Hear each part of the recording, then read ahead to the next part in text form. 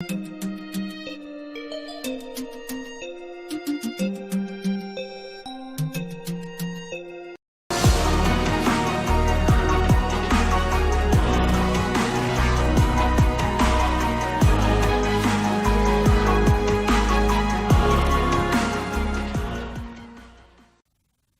everybody, what's good? What's going on? JB here, back with another live stream on Cyber Insight.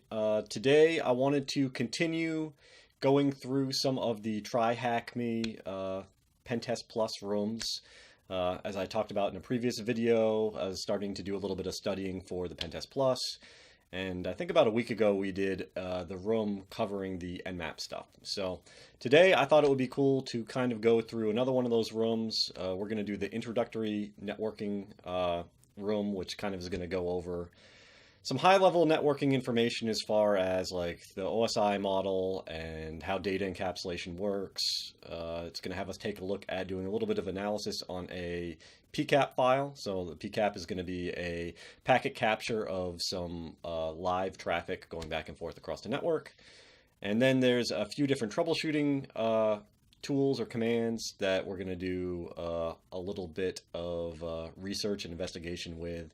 I think it's ping, traceroute, dig, and whois, I think is the fourth one. So yeah, we'll kind of see how this goes. I haven't actually gone through this room yet, but it is introductory. I'd assume that the information covered in it, while it's a room that is in the Pentest Plus learning path, this is probably a room that's good enough for anybody who's trying to, learn some fundamentals about networking, whether or not you're going after Security Plus or Network Plus, or not even going after CERT, but just trying to understand how the basic fundamentals of a network is and kind of how that communication happens. So yeah, before we jump into that, I appreciate it if you smash the like button, and if you aren't already subscribed, go ahead and do that too. If you enjoy the content, share it with other folks.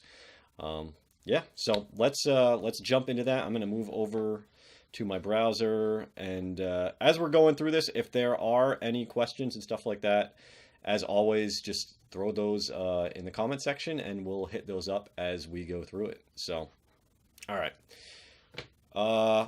With this, I already set up the browser-based server that they have to be able to get in, to be able to do commands and stuff like that. So whenever you end up doing any of these rooms, you're going to want to turn that on and stuff like that. That normally takes about 5 minutes or so, but I did that a little bit ahead of time. So intro, as far as what we're going to be talking about as we go through this room, the OSI model, the TCP model, which is kind of something that's similar to that, but a little bit more compressed. How these models look like in practice. It's kind of walking through the different levels of those models and what kind of resides at each level, and then some basic networking tools. So I think if we look down kind of at what we have here, I mentioned ping, traceroute, whois, and dig. So we will kind of dig into that and go from there. So let's move on to the OSI model overview. Now, I could go through here and read all of this to you, but I am not going to do that because I think that would be kind of really boring. So I'm just going to give you a breakdown of what I think the OSI model consists of off the top of my head, and we can kind of just go from there. So you have 7 different layers within the OSI model. The application layer is a top layer, and that's really going to be whatever the application is that resides on your computer or server. So for instance, if we're talking about a web browser, or we're talking about some other type of service that we're using, so like DNS or something like that. At that point, that's kind of where we're talking about port numbers, right? So you might be familiar with hearing about different types of port numbers, whether it's going to be 80 for like web traffic, unencrypted web traffic, HTTP, or 443 is going to be the encrypted version of that, HTTPS. And then there's different flavors of that depending upon the transport protocol that goes along with that. And we're going to hit that up once we go down a little bit lower. Presentation layer has to do with how the data that's coming from that application is actually translated, I guess would be the right word. So you might see some different types of things at layer 6 for the presentation layer. So like JPEGs, right, would be a way that data is presented a different way. Movie files, MP3s. That's also where compression and encryption ends up happening. So encryption, dealing with TLS and stuff like that, that encryption actually happens at that layer. Layer 5, which is a session layer, has to do with kind of taking all of these different bits of data that's coming down from all these applications and keeping them segmented once they're passed down to the lower levels. So if you have different types of data either coming back up to go to different applications or being sent from different applications, once it's being passed down to the transport and IP layer or the network layer, the session layer is going to kind of keep track of these so that your computer and the applications don't get confused, and you don't necessarily have data coming in that's supposed to go to one application going to another one. Hey Kiki, what's going on? Just seeing you drop it in there. Or displayed at the presentation layer. I'm not quite sure what you mean by that, but the application's data is displayed, or how it is displayed kind of is coordinated at that point. Yes. Let's see. Transport layer. This is going to deal with the communication, how stuff goes from the source to the destination. There's a few different types of protocols that reside at this layer, but the two main ones that we deal with the most is TCP and UDP. TCP is Transmission Control Protocol, and UDP is User Datagram Protocol. The main differences between these is TCP is what they call connection oriented. So that means that when it sends something from the source to the destination, it actually has a handshake that's done to set up to make sure that everybody is on the same page as far as with what they're doing. And it also does different types of flow control and error correction. So if you send some traffic to the distant end and it doesn't receive it, it can do a request to retransmit that data so that stuff doesn't get lost. This works really well when the integrity of whatever it is that you're sending is really important. So for instance, when we're talking about surfing a website or something like that. The UDP type of traffic, though, is what we call connectionless. It's more kind of like spray and pray. You don't really care about any type of error correction or retransmitting of data. Where this kind of comes into play and is useful is when we're talking about stuff that is real time. So if you're doing voice over IP or some type of real-time VTC, video teleconferencing, right? You can't really go back and correct for data bits that you miss along the way because you're already further along in your conversation, right? That would be really awkward and create a whole bunch of problems. So really UDP, we just kind of, try to make sure that we have, some quality of service in place across the network, do some other types of things to try to ensure that the pathway to the distant end is efficient, but we don't actually do any type of real retransmission or error correction in the way that we do with TCP. It is also worth pointing out that with the transport layer, that is where ICMP lives as well. And ICMP is what we use for a lot of different type of troubleshooting. So whenever you use like the ping commands and things like that, that resides at layer 4 as well, the transport layer. Moving down the stack a little bit more is layer 3, the network layer. You're going to know this primarily as where IP addresses reside, right? And so this is where your logical addressing of the IP addresses and routing and all that type of good stuff happens. We move down to layer 2, talking about the data link layer. This is going to be where you're going to have your media access control. This is going to be where your physical addresses associated with your NIC are going to reside. This is, like the MAC address. This is also kind of like when we're talking layer 2, that's going to be all within the same VLAN, all within the same subnet. There's no routing happening between two different networks. It's all within one network, and all that communication happens with the MAC addresses and not the IP addresses. And then we get all the way down to layer 1, which is the physical, which is the actual real electrical signals or light signals, depending on whether or not we're talking about copper or fiber cables. So that was me trying to summarize that all off the top of my head. Hopefully, I didn't make any type of major mistakes with that. It is kind of worth noting, since I do like to try to present this in a way that kind of makes sense. I made this infographic a while back, kind of explaining the different layers and applying it to like what happens when you go to Netflix, right? So I can put a link for this in the description, but it's pretty much talking about the same types of thing. You know, your web browser is going to be the application layer. Presentation is going to be doing the TLS encryption and some of the other what's the word that I want to use? The way that the video file is actually formatted. Session is, as I mentioned again, kind of making sure that the application data that's going to the specific browser and stuff like that is actually, you know, what it's supposed to be, and I'm not actually sending something else to the browser. Transport, we talked about using TCP. In this case, because it's not live video, UDP would be good for live video. Networking, at the network layer, we talked about IP encapsulation.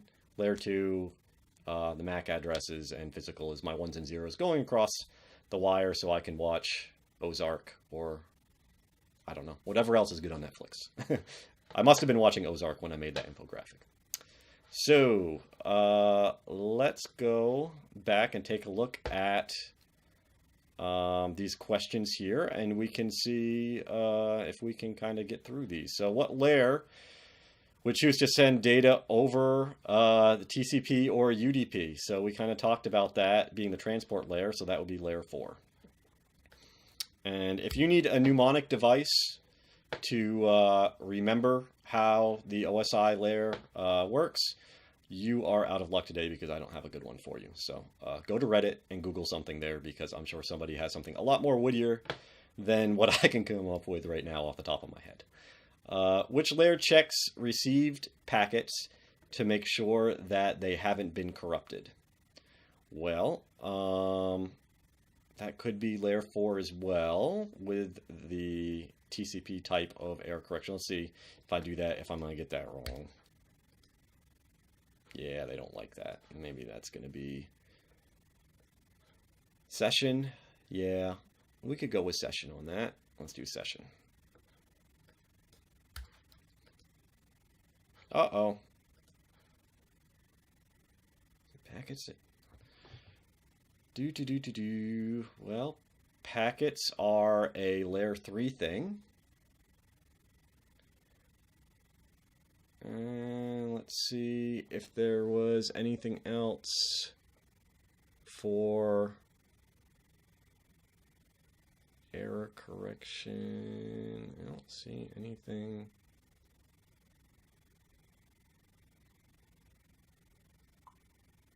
Try 2. I mean, we're going to just try all of them at this point because... Oh, it does help when I put it in the right one, doesn't it? Let's see. 2. Let's try 2. Ta-da! Where did you catch that on there? Because they were talking about packets. It receives a packet. The thing that threw me off on that is layer 2 doesn't use packets, it uses frames. So that's a trick question. Which layer would data be formatted in preparation for transmission? So I think that that is going to be back up at the presentation. Because that's what I think of. I think of layer 6 when talking about formatting. So let's see. Uh-oh. So they don't like that either. Let's see. Correctly formatted. Yep.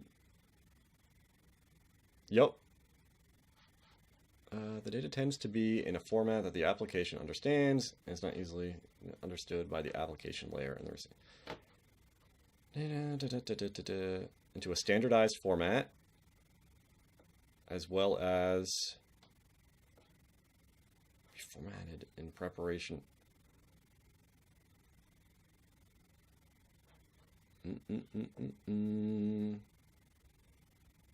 Well, see, like this said that it receives the correctly formatted data from the presentation layer. That's why that is throwing me off. I know. No, I didn't like that one. We could do 5. I swear that in preparation for transmission. That's wild.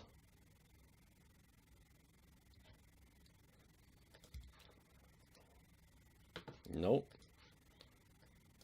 Really? Well, we're at the point where we're just hitting numbers here.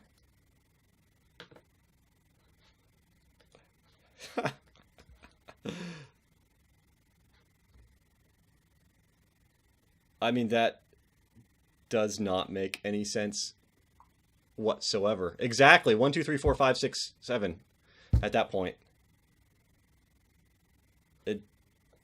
Yeah, okay. At which layer transmits and receives data? That's going to be the physical layer. Which layer encrypts, encompasses, and otherwise transforms the initial data into standardized format. That's going to be presentation.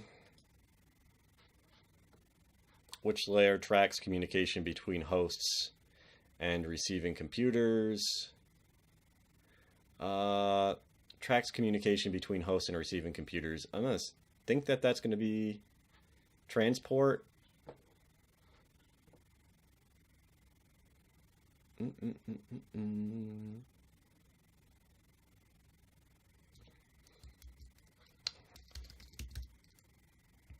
Oh, I was hoping that I could.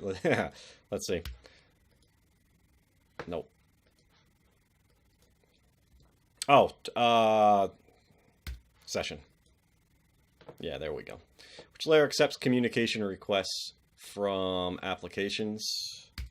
That'd be 7.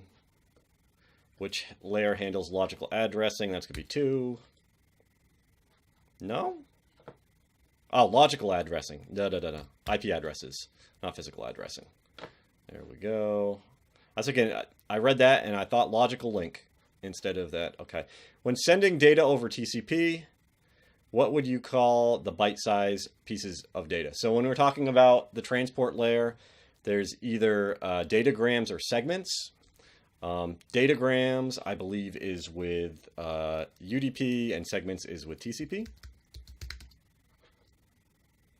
Let's see if that was... Yep. It also helps to remember UDP. When we were looking at that up there's user datagram protocol, so it actually has datagram in the name, so pretty easy to remember. Which layer would the FTP protocol communicate with? Well, I'm going to say that's an application. Whoop, whoop. Let's see what they would have said on the hint there, just for kicks and giggles. Oh, it's telling us what FTP is. FTP allows you to transfer files back and forth. It is unencrypted though, so be careful when you're using that. Which transport layer protocol would be best suited to transmit live video? Well, I talked about that a few times. That's going to be UDP. Not UMP, UDP. It really wants to autocorrect that. There we go. All right. That was fun. All right. Encapsulation. So the important thing with encapsulation is to realize as you continue to go down the stack from, so let's say you're on the source computer and you're going to send a request to a website to grab some data, right? As you continue to go down all these different layers, starting up at application and working your way down to layer 1, the data continues to be appended by headers at each of those different layers, right? And so you start off with your data up at the application, has some header information, gets passed down. That data then gets more header information attached to a presentation, same thing down to the session.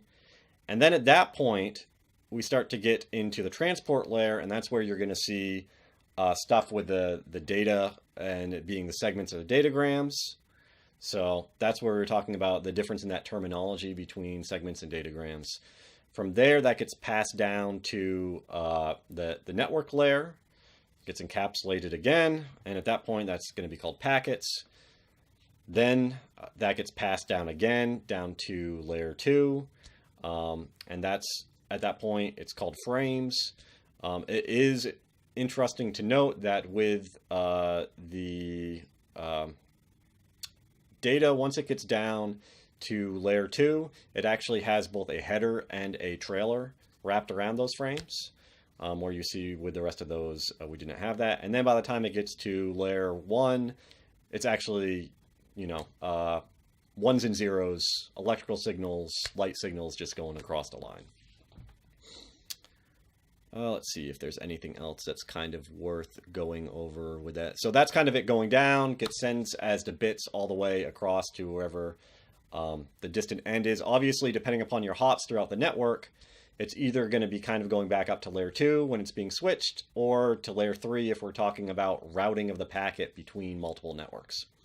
Once it gets to the destination network, though, and gets to the host that it's supposed to be going to, then it's going to work its way back up the stack at that point and kind of have those headers stripped off all the way until the point where it gets to the layer 7 or application layer, where it just is the data going into the application.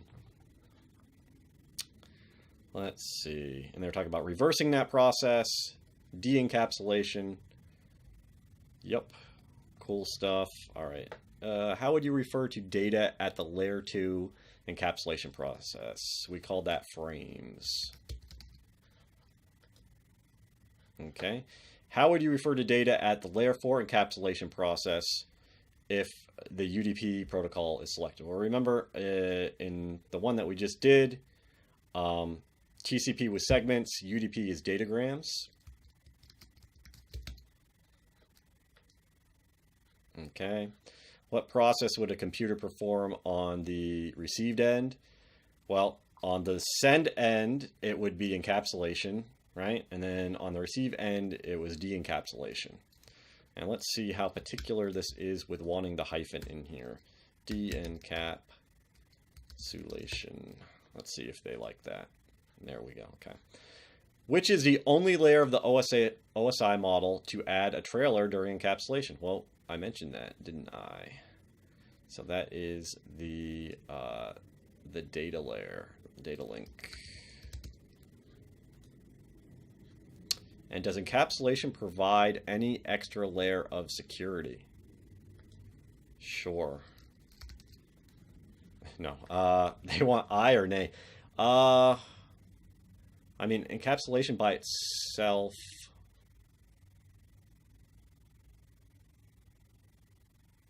isn't necessarily providing any like encryption or anything like that. Let's see. This is a guess. No. Yay, they want yay. Okay. Let's see where they actually say that in there. What? Oh, A. That helps if I spell it correctly. There we go. Let's see if they actually mention that in there. In this example, link and this also adds its bonus of increased security as the data can't be intercepted and tampered with without breaking the trailer. Oh, talking about a layer 2. Okay. Cool. All right. So we talked about the OSI model. The TCP/IP model is kind of similar to that. I actually think that the TCP/IP model came out first. Let's see if they say that. The TCP main way is very similar to the OSI model. It's a few years older. Okay, yep. Came out first. And you kind of see how instead of it being 7 layers, it's 5 layers. Pretty much they just take application, presentation, session and bundle that all into what falls in the application layer for TCP/IP. And then data link and physical, they call that the network interface. Transport stays the same, and network becomes internet. We talked a little bit before about TCP and how it's a connection-based protocol. And we talked about how there's kind of this initial handshake that goes back and forth.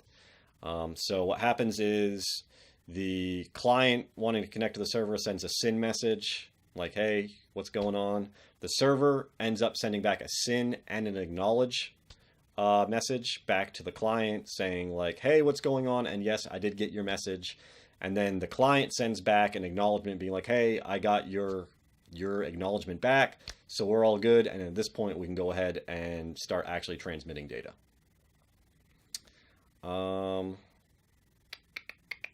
Anything kind of interesting else to add here? No, I don't think so. I think that kind of hits the high levels on those. Let's see. Which model was introduced first, OSI or TCP/IP? TCP/IP. Which layer of the TCP/IP model covers the functionality of the transport of the OSI model? Well, if you remember, the transport actually stays the same, is named the same in both of those. Which layer of the TCP/IP model covers the functionality of the session layer of the OSI model? Well, if you remember, I said that the top three layers, layer 7, 6, and 5, so application, presentation, session, are all bundled in the application layer. Network interface layer of the TCP/IP model covers the functionality of two layers of the OSI model. These are the data link layer and the physical. Okay, which layer of the TCP/IP model handles the functionality of the OSI network layer? That is the internet layer. Okay. And what type of protocol is TCP? We're talking about the fact that it is connection oriented. And they probably want that hyphen connection oriented. Let's see. Now what? Let's see what they.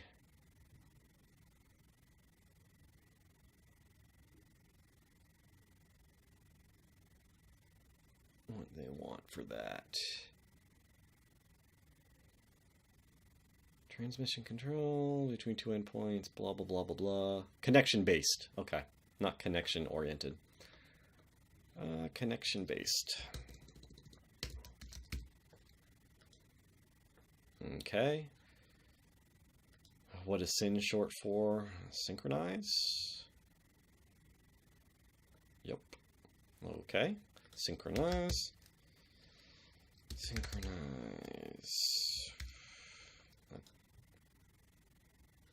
Did I spell that incorrectly?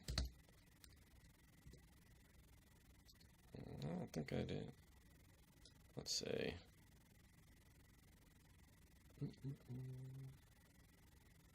Oh, okay, yeah, it was with an S instead of a Z. Cool. What is the second step of the three-way handshake? So remember, the client sends to SYN, the server sends to SYN-ACK.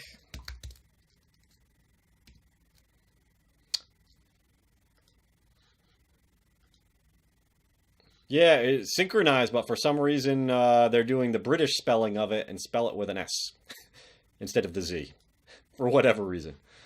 Okay, we were saying that was SYN-ACK. And what is the short name for acknowledgement? Well, we just said that, ACK. Cool. Kiki, you're killing it over there. All right, task 5. And I'm going to take a sip of water.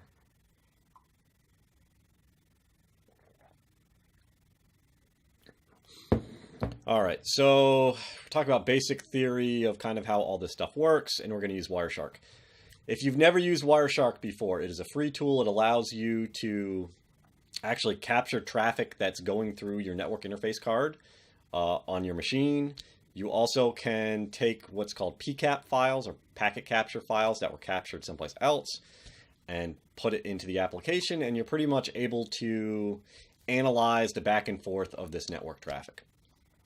I have a few different labs that I've done previously that actually go over how to use Wireshark, do a whole bunch of other analysis, a lot deeper than what I'm going to do just in this little scenario here. So if you're unfamiliar with it and you want a little bit of a deeper dive into that, go back on my page, check out my Network Plus lab videos. I think there's 2 different Wireshark labs in there, and they're great. They'll get you set straight and get you all excited about using Wireshark, which is a great tool. And no matter whether you're in cybersecurity or IT, it's something that you're going to be using either from a security perspective or from an operational perspective when you got to do troubleshooting. All right, so we have this download task files here that we needed to download.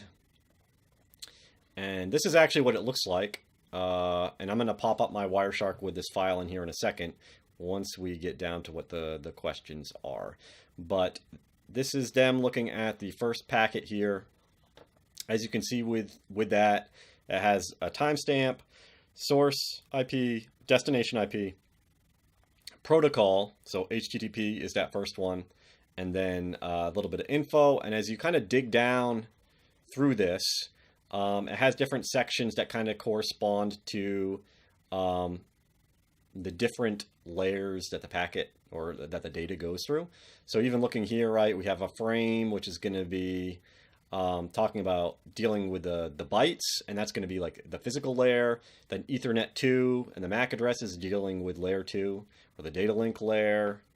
Then we see IP here is the IP addresses, source and destination. Obviously, that's dealing with the network layer. Then there is TCP information, so the source and destination port. Remember, I was talking about port 80, in this case TCP port 80, being used for web traffic for HTTP. Good thing to point out is that TCP port 80 and UDP port 80 are completely different ports, right? So UDP port 80 does not correspond to HTTP. Worth pointing that out. So whenever you are looking at stuff, you do want to make sure that you are using the right, TCP or UDP and the correct destination port with that. And then this last part here, the hypertext transfer protocol, is dealing with the application layer. And in this case, it's talking about the HTTP GET. We can click down into all of these and take a look at other information that's within those fields. So let's take a look here and see what this first question is, and then we can go over and kind of hop back and forth and kind of go from there. So what is the protocol specified in the section of the request linked to the application layer of the OSI and TCP models? So what application layer is being used in the second captured packet? So let's take a look and hop over into the Wireshark. Let me blow this up maybe a little bit more so you can see that. Hopefully you can see that okay. And we're going to click into this. And so what we can see, the protocol is going to be right here, domain name system, so DNS, it's a DNS query. So we can go back and put domain name system as the answer for that. And let's see, domain name system. Okay. Which layer of the OSI model does the section that shows the IP address 172.16.16.77 correlate to? So we already know just from looking at this here, and we kind of broke this down here, the IP address section here deals with the network layer. And they are asking for the OSI model and not the TCP IP model, because if they were, then it would be internet. Okay. In the section of the request that links to the transport layer of the OSI and TCP models, which protocol is specified? So if we go back, if you know what transport protocol DNS uses, then you would know the answer to that already, but we will dig back in here just so I can show you. And so we're talking about here destination port 53, and it's UDP, so user datagram protocol. So let's go back over here and go user datagram protocol.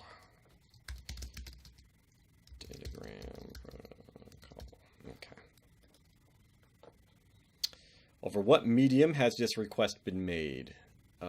Linked to the Ethernet data link layer of the OSI. So, see if we actually, without me having to hop back over there, we saw that it was Ethernet 2.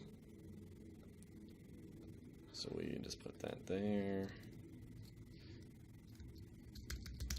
I don't know how to write. Looks like II. I don't even know if that will take that. I don't think it will. Oh, it will. Okay, perfect. Which layer of the OSI model does the section that shows the number of bytes transferred link to? And remember, we talked about that up here.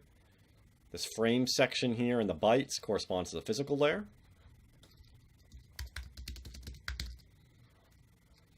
I don't think I needed to write physical layer. Let's just go physical. Yep. Can you figure out what kind of address is shown in the layer link to the data link layer? So data link layer is the second one here, and we would know that these here are MAC addresses, right? We're talking about the physical address that's assigned to network interface cards. So MAC. Cool. All right, so now we are getting to the part where we're going to hop over and actually do some commands in the browser. So we're going to go over ping, traceroute, whois, and dig. If you are doing these for yourself through here, both traceroute and whois were not installed by default on this computer. So you actually have to do like a apt install or apt-get and whatever the name of the application or the tool is. Pretty much if you actually just type in the command to do it, it will tell you it doesn't exist and tell you the command that you need to install whatever the tool is. So no big deal, but something to keep in mind if you are actually going to go do this for yourself after the fact. So we're going to do some ping commands and hop back and forth here. So they want us to ping bbc.co.uk. And they want to know what the command is for that. Well, we'll just type that in here real quick. Whenever you're going to ping, it's just going to be ping bbc.co.uk. And we'll submit that. And we'll go do it so you can see what it looks like. bbc. What was it? .co.uk. .co.uk. Right, and so the cool thing with ping, when you do this, I'm going to hit Control-C to stop the ping, otherwise it will continue going forever. If you do that on a Windows machine, it will just do like 5 pings, and then you're good, or 4 pings, I forget, 4 or 5. The cool thing with this is it's a good way to test DNS resolution, because you're pinging a domain name, and what it's going to do is it's going to be forced to do a DNS lookup to find the IP address to be able to do the ping. So it's a good way to be able to tell if DNS is working in your environment. And then we see the sequence and time to live. And then this is important here. This is the round trip time between the device and the host device and the destination device. So you can be able to tell, if you have a whole bunch of latency somewhere in the path.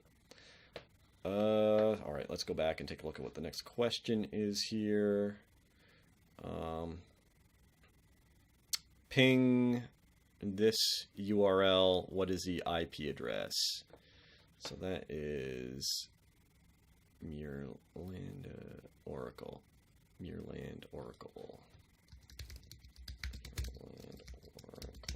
.co.uk. Okay, so that's going to be 217.160.0.152. Let's see, 217.160.0.252? 152. Okay. Submit. Cool. All right. Which switch lets you change the interval of sent ping requests? So this is a good thing to know whenever you're dealing with any of these tools or commands, specifically within Linux.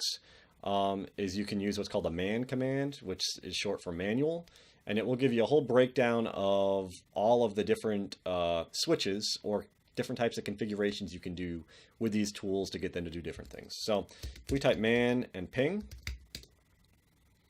it's going to give us a whole bunch of different options for different things we can do. You hit spacebar to kind of go down.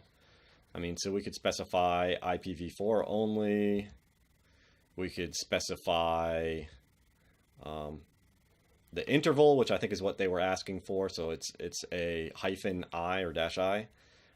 Interface that you go out of. A whole bunch of different options here. So let's go back and go dash lowercase I. And that's it. That's an important thing to realize too, is whenever you're dealing with those switches, a lot of times there might be something that is lowercase and there might be something else that's capital. So you always want to double check to make sure that you're using the right one. Which switch would be used to restrict requests to IPv4? We actually already saw that.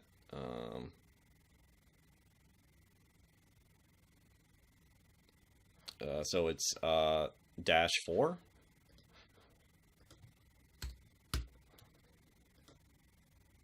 Okay. And then which switch would give you a more verbose output? That is going to be all the way at the bottom of this. I believe it's -V, but we will double check. Oh, just went past it. Yep, a -lowercase v. Okay. Cool. So that is good to know.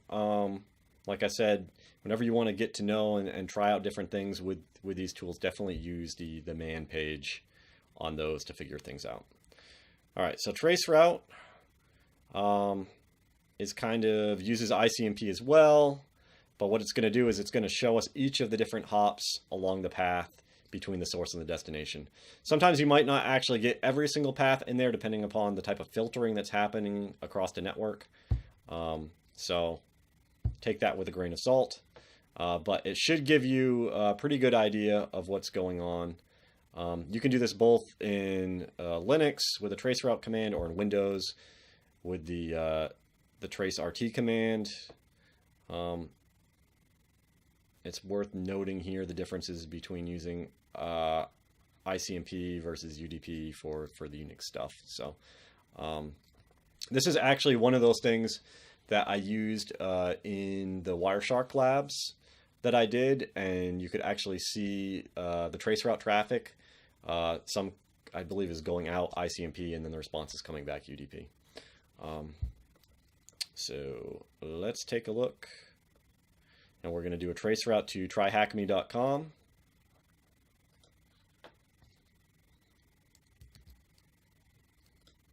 And to get out of the man page, you just hit Q. Traceroute TryHackMe.com. And then we have a whole bunch of all these different hops and the different times between the hops. Again, this is a good command for being able to troubleshoot if you have any like path through the network, if there's any certain devices that are causing a lot of latency. So we completed that. Which switch would you use to specify interface when using traceroute? I bet you it's going to be like -I, but let's see. So we'll go to the man page. Let's see. TCP gateway. Yep. -lowercase I. Okay. Which switch would you use if you wanted to use TCP SYN requests when tracing the route? I think we went above that. Yep. So it's going to be -T.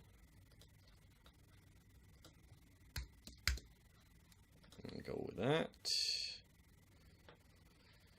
And what layer of the TCP IP model will traceroute run on by default?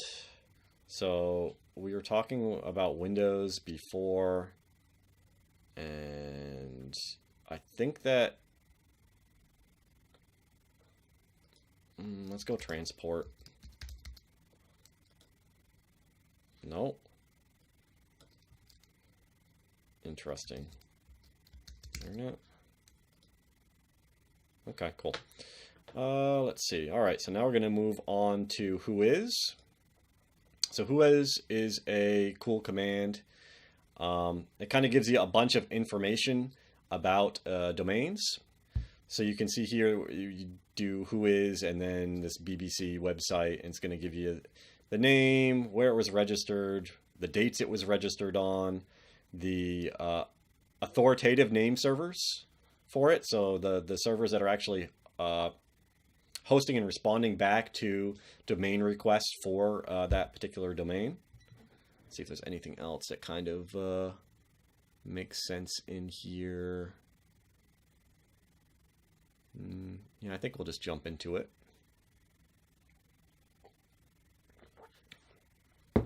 If you got any questions as we're going through here, throw them in the comments section. Let's see. All right.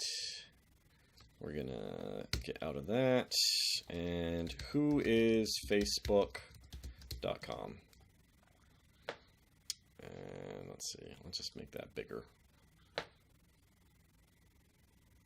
So we got a whole bunch of information that comes out of that.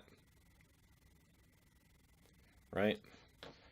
So, let's see the domain name, when it was updated, when it was created back in 1997, name servers, all that good stuff. So, what is the registrant's postal code for Facebook.com? Let's see. They should have...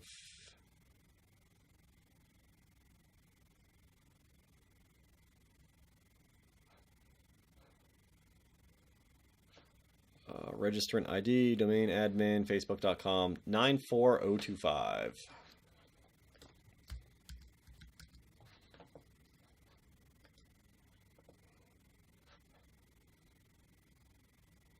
And let's go.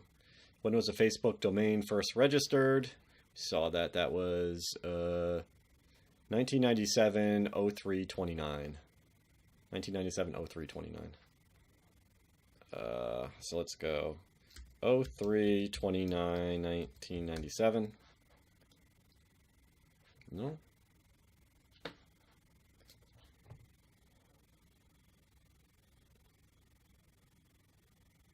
Did I do that incorrectly? Let's see. Oh, yeah, I did do it incorrectly. They want it the other way around. 29/03. Submit that. Cool. Perform a whois on Microsoft.com. Let's make sure. Whois Microsoft.com. Yep. Yep, it's date, month, year. Yep. Let's see. So we did it on Microsoft. Let's see what questions they want here. What city is the registrant based in? Redmond, Washington.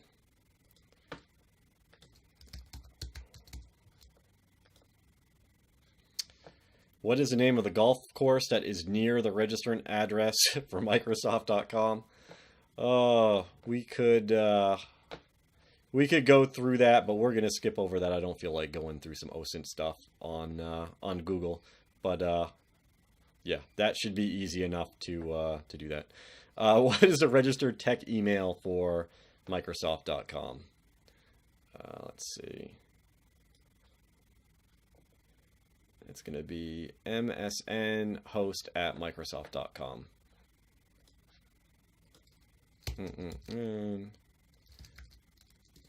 Host@microsoft.com.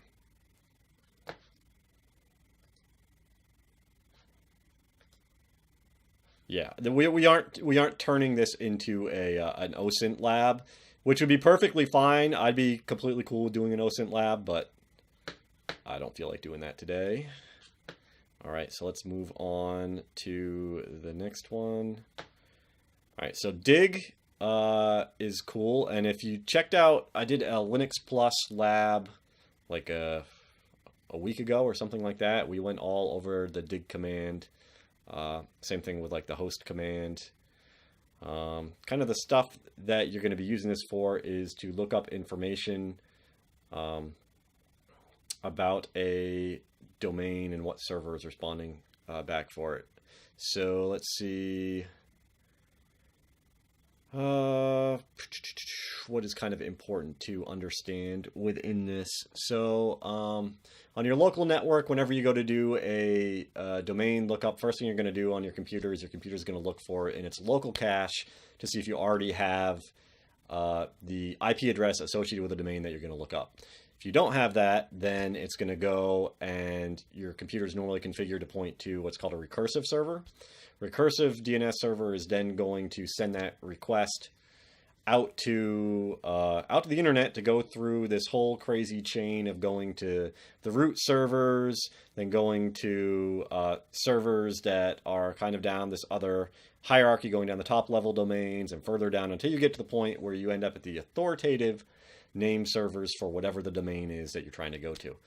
Hopefully, if it's a domain that other people in your environment have already tried to find, then the recursive DNS server will cache whatever that is. So like, you know, you're in your office within your organization, everybody's already going to Google. So hopefully that's already cached on your recursive server and it doesn't need to actually go out and go through that whole process.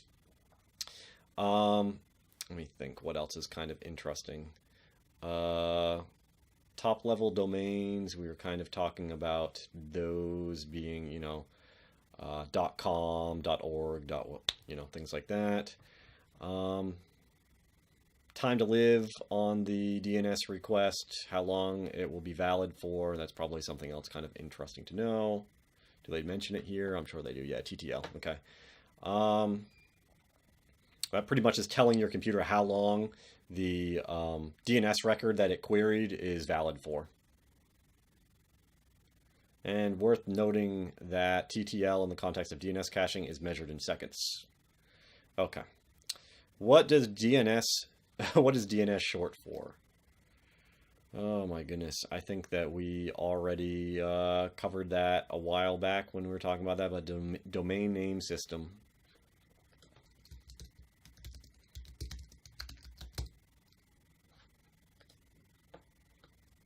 What is the first type of DNS server your computer would query when you search for a domain?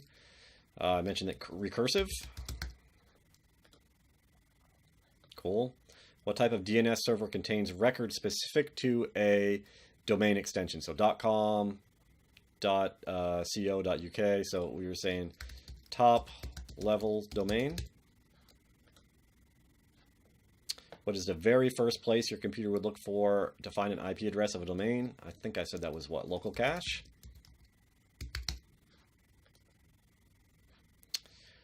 Google runs two public DNS servers. One of them is 8.8.8.8. What is the other one? Does anybody know what that is? If you do know what it is, drop it in the comment section. I know what it is, but we can see if anybody else knows off the top of their head. And I'll give you a hint. It's similar to this address.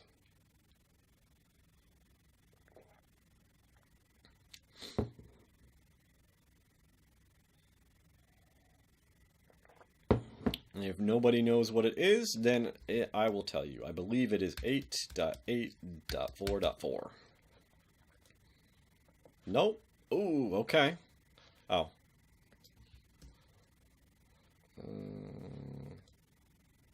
Yeah. Didn't need that extra period at the end. If a DNS query has a TTL of 24 hours, what number would the dig query show? So remember, it's in seconds. So 24 hours.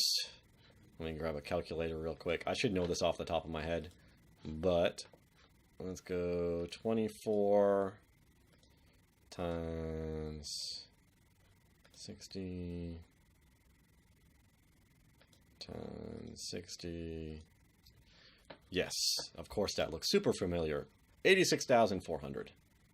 See that a lot with IPsec configurations as well.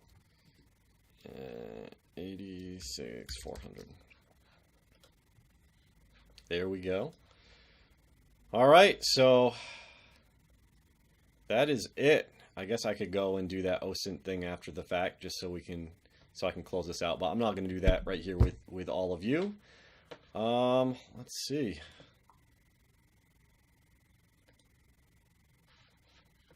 Move back over to the screen here. And there we go. All right, so yeah, appreciate all of you sitting through on this. Got a decent amount of folks here on the stream, so that's pretty cool. Hope everybody enjoyed that. Hopefully that was useful. I'm going to keep doing these Pentest Plus, TryHackMe room walkthroughs and stuff like that. Might do they have a few more networking ones. So maybe we could do those before we get into like the Metasploit. I'm trying to remember what other ones they have. Nessus, Burp Suite. I think there might be a Wireshark one, a more in-depth Wireshark one. But anyway, hope everybody enjoyed that. If you do have any other questions, you can throw those out right now. If not, then yeah, appreciate you guys hanging out. Hit the like button if you haven't already. Share the video with other folks that you think might be interested or might find it useful.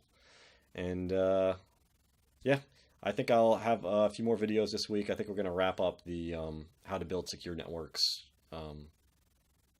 series that we've been going over. So, all right. Well, I don't think anybody has any questions. So hope everybody has a good evening, and we'll chat later. All right.